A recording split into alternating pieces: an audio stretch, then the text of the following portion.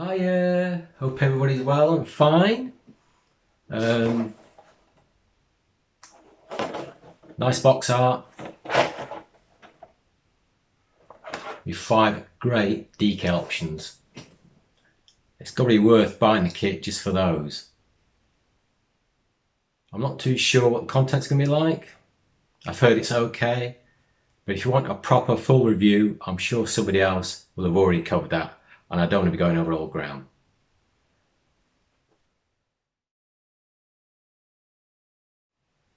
So let's take a quick look at the contents, very quick look at the contents, and let's get this thing built. So we get 2 frames in the box, well 3, including transparent parts. All I say is that the detail looks very robust and very soft. I'm not keen on it.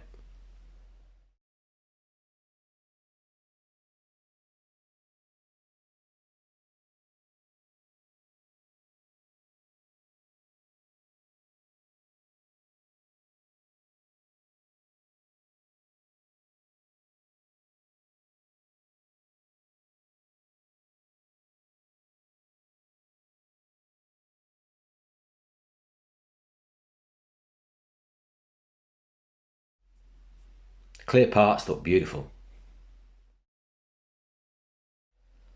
And the reason for buying the kit, these 5 beautiful options. The decal sheet looks absolutely beautiful. I know looks can be deceiving, but looking at it, looks like they're going to give me no issues whatsoever. We shall see. Now I'm going to clean all the parts off like I usually do, but this time if I find that the part needs upgrading, amending, or a bit more work to it, I shall do it there and then. So here's the first one, the wheels. The injector pin release marks are huge. So I'm just going to use a bit of sprue glue.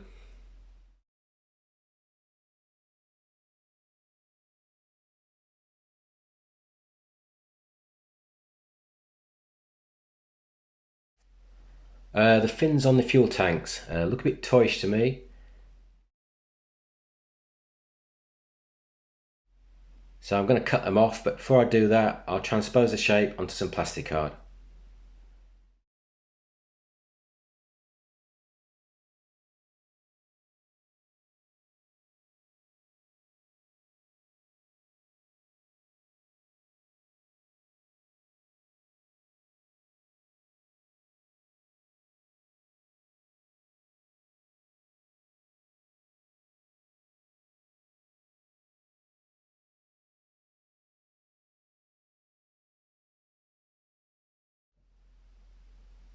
Now I know a lot more quicker ways to do this, but by doing it this way, I'm going to get a more robust fin assembly on that tank.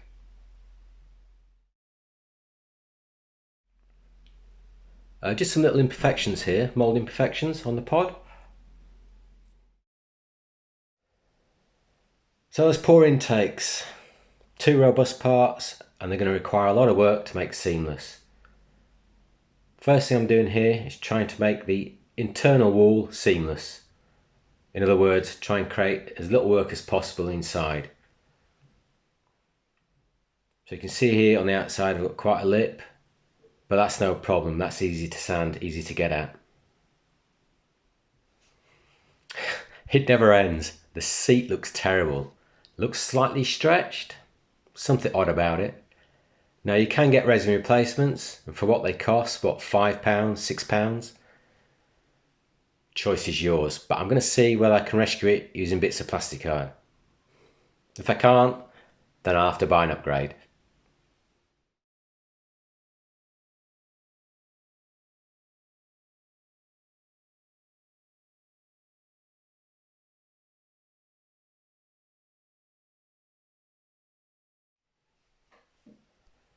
So there we go. After a lot of fanning about, I think we're there. With a bit of paint, highlight and a wash, it's going to be a lot better than what the kit had to offer. Now the harnesses, I shall add those later on. I shall probably use some strips of Tamiya tape, pre-painted, and add them later. The undercarriage legs. The front one's not too bad, but the main ones are terrible. Now the Jaguar undercarriage leg is very complicated. Full of pistons everywhere, full of wires and hydraulics everywhere. But it's not about the detail, it's about the actual components that should be attached around the leg. Very generic round here, so they're going to need to be addressed. So the first thing I did was make a quick sketch just to get my bearings on the rear undercarriage especially. There's lumps and bumps all over the place, so I just want to make sure I got it straight in my head, especially as it's the main visual point of the Jaguar anyway. So the first thing I'm going to do is clear off all the excess plastic that I don't want.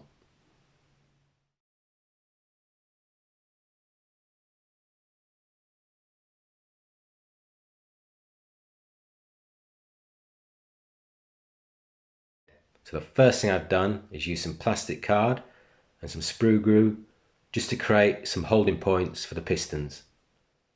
With that dry thoroughly, I've sanded them to shape. And then using plastic rod, I start to cut and make pistons.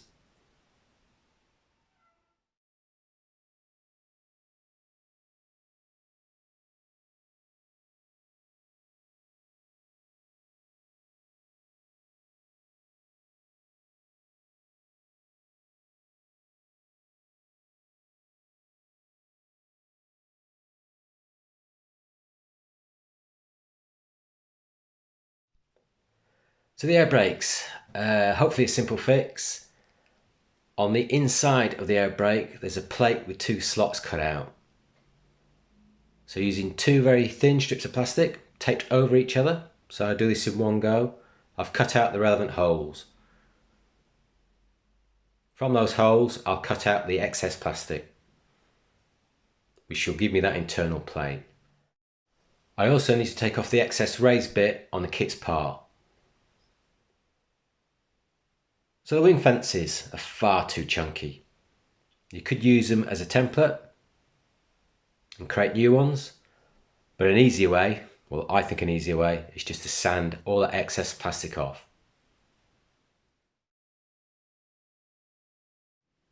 So all the parts are cleaned up, I can now start to build. So I just want to recap of what work I've done. First the fins on the tank, then the seat, the undercarriage legs, spruced up with a bit of Tamiya tape and some copper wire. Now the legs are a lot more complicated than what we're seeing here, but this is as far as I want to go. The air brakes, the cannon shrouds either side is quite easy, it's just a matter of drilling out the holes. I've also replaced one of the chunky guard doors. The wing fences. Also, for what it's worth, I've also replaced both rear ventricle fins. Use the kit part as a template. Easy fix. Same method for the VOR aerials on the rear tail. The exhaust parts on the kit are not too bad, but they will require some attention. But for now, I've had enough of updating parts. I just want to get on with building the kit. So the first thing I'm going to do is make up them fuselage halves.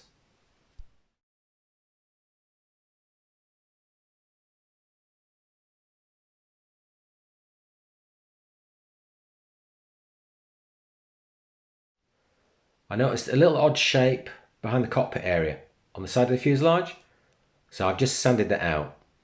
I hope I've done the right thing. I couldn't see it on the photographs.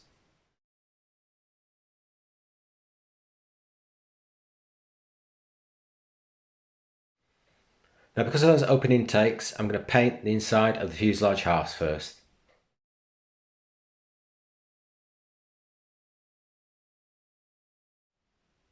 So after a bit of dry fitting, I'm going to add the intakes.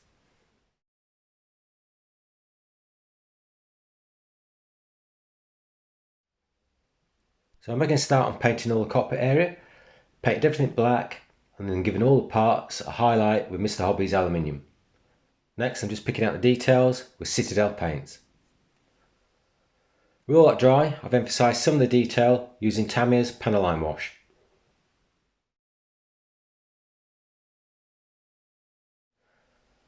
So now, like I said before, I'm going to add some harnesses to this seat. I've used pre-painted strips of Tamiya tape. So I'm going to try and make this as convincing as possible. At this scale, I'm not too worried.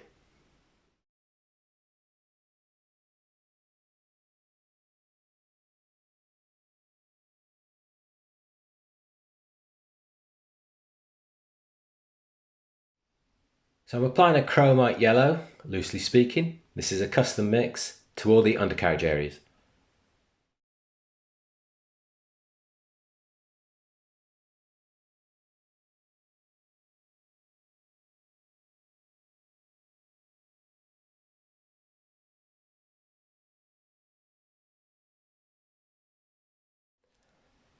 So before I close up the fuselage halves here, I've added some nose weight. Now it's a double-edged sword here. I need to add enough so it's not a tail sitter, but I don't want to add too much because the plastic forks on the nose undercarriage are very weak.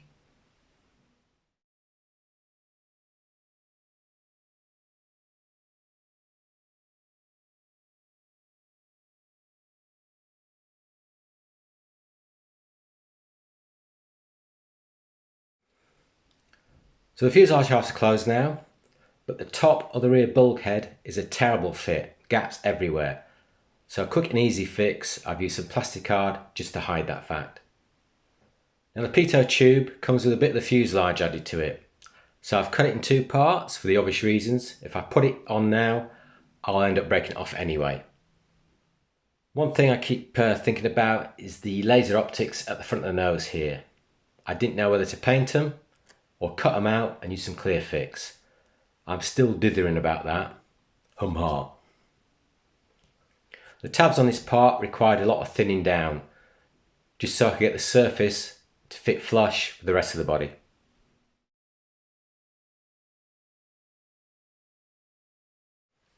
Now for the top wing, as you can see here, not the best of fits, a lot of give. So there's going to be a lot of filler required here, but before I add that filler, I'm just going to mask off a lot of the areas for protection. Now for the underneath, I'm going to use squadron putty. And then for the top of the wing, I'm going to use some sprue goo.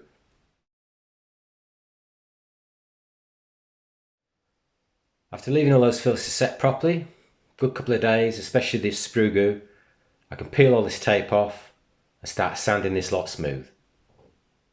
So it's all clean now, a lot of work here, a lot of rescribing as well. You can see here I've also added the wing fences, and because I thinned them down considerably, there's quite a few gaps either side. So I've just used some Vallejo putty, and then with a damp cotton wool bud, just wipe the excess off. So while I'm in the right frame of mind, I'm going to tackle those exhausts. First thing I'm going to do is take off those inner circles or those inner petals. Trim off the excess with a blade, and then grind the rest out. The idea here is to leave like a ledge internally for the plastic strips that I'm going to add later.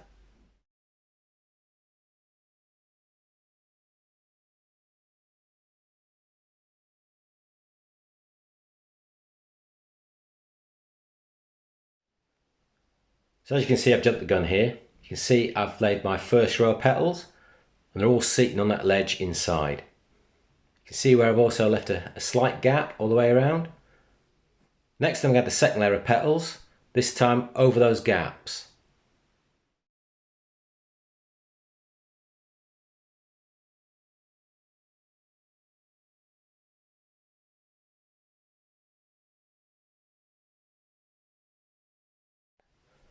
While the glue is still soft, I'm just making sure everything is seated and looks right.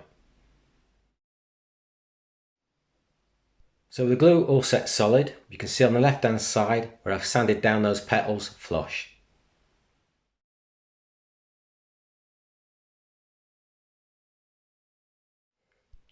So I'm just painting the exhaust black, and once that's dry I shall add a grey pastel to pick out all the internal detail. And then for the outer casing I've just used some Vallejo aluminium mixed with a little bit of grey.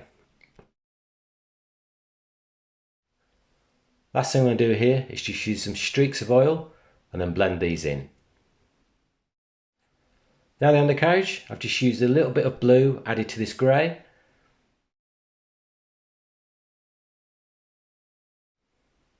And I'm picking out all the detail with some Tamiya panel line wash which is then cleaned up with some white spirits. So I was wanting to make a start on the main paint job, but of course I ran into some issues. Two to be precise.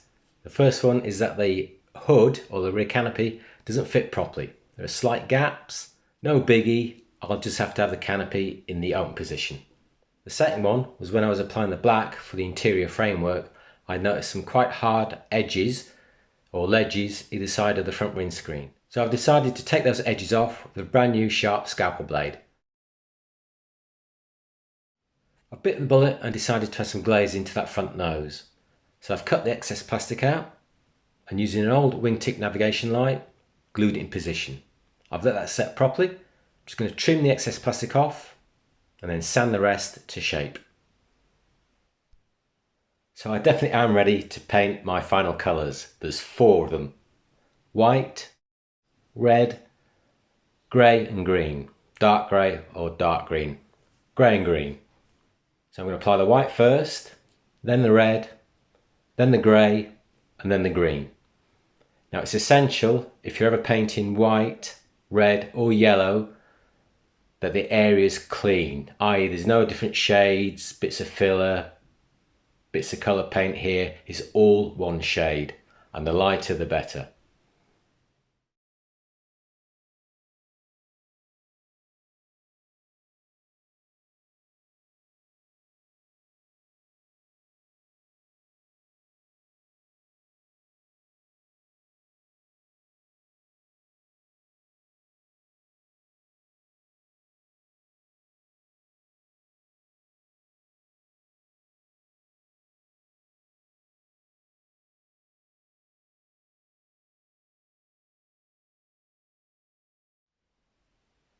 So I'm ready to apply my grey and green. The grey next. These are custom Tamiya mixes of my own choice. I have applied these on bits of plastic just to see what they look like dry. And now I've convinced myself that I'm happy with the shade. I'm going to apply these colours. Now I was about to do the demarcation of the green and follow the instructions, but they don't make much sense. If we're to follow the line around the body, I found that it doesn't match up on the other side. So that's really confusing. So the paint guide is really a rough guide so far as camouflage is concerned. Just something to bear in mind if you choose this scheme.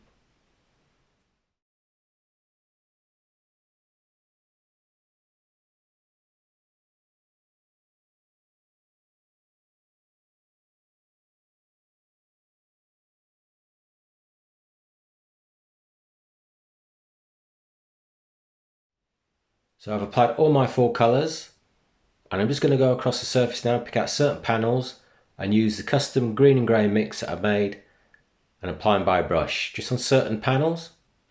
Now thankfully the model's very small so I don't have to do too much to this surface to break it up. There's enough going on as it is. But picking out the odd panel here and there shouldn't do it any harm.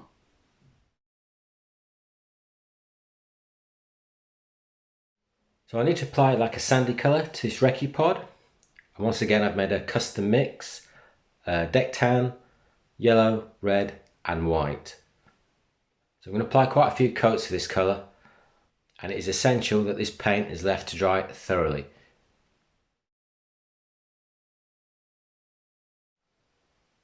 So now the paint's thoroughly dry, I'm going to wet sand some of it off. Hopefully just enough, just so we can see some of the grey and green underneath this colour.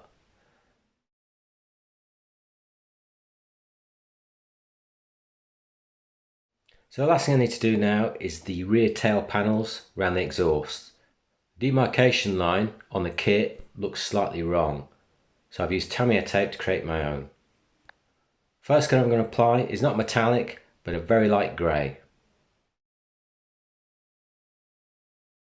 With that thoroughly dry, I'm just going to dry brush just a tiny amount of Mr. Hobby's aluminium. Very little is needed here. Once that's applied, I shall buff it up with a cotton wool bud. Next I'm going to use some oils, black and burnt umber. I should use the black around where the exhausts are, and then I should pick out a couple of panels with the burnt umber. Just a tiny amount, and then this is blended in. One of the last things I will do to this area, once it's thoroughly dry, is add a panel wash. But before I do that, I'm going to seal the whole kit in several light coats of Tamiya Clear. So now that the Tamiya Clear is thoroughly dry, I'm going to add the decals, and I may add a panel wash. So as you can see, the decals have all been applied. They perform perfectly, especially with the aid of some microsol. But, and it's a big but, there are a couple of issues, especially on this scheme. The serial number was far too big. It almost looked too big for 1/48 scale, never mind this. The other one is the ejector seat symbol, far too big. So I had to nab some from the outer wing pylons. This is a shame really. Other than those 2 points, these decals were very good. Now I did say earlier I may add a panel wash to this kit. A couple of reasons why I'm a bit hesitant. First one is that the panel line work isn't brilliant. It's very soft and it fades in and out here and there. Not the sort of surface detail you want to emphasise. Secondly, it's such a small kit, maybe a panel wash may be too much. But I'm going to apply one anyway, a water-based one. And if it does look really bad, I can just simply rinse it all off.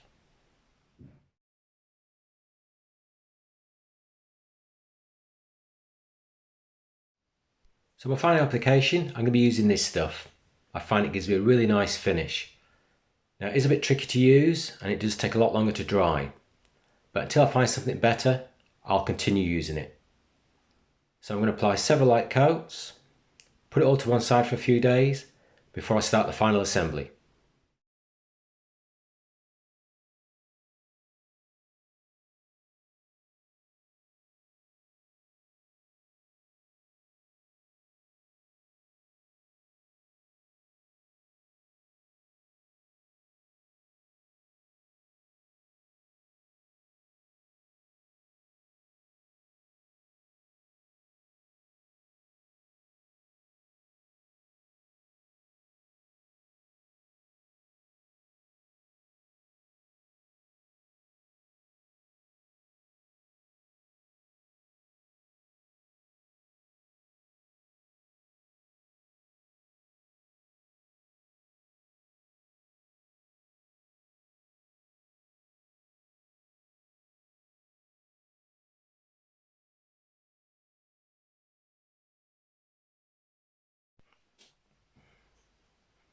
So there we are, all finished. For such a small kit, it took a lot longer than I had thought, than I had hoped. Now this kit isn't quite from the Permian period, more like the Cretaceous. Still feels that way anyway. We are long overdue for a decent Jaguar in either scale, 172 or 148. Although saying that, I do keep forgetting about the Kitty Hawk one, which for some reason I did have, but got rid of, and I don't know why. I can't remember it being that bad. Maybe you can let me know. So if it hadn't been for the decal sheet, I wouldn't have bothered buying this kit. But if we ever do get a decent 172 Jaguar, I've got some nice decal options waiting in the line. So I hope you like the end results, and I do hope to see you for the next video.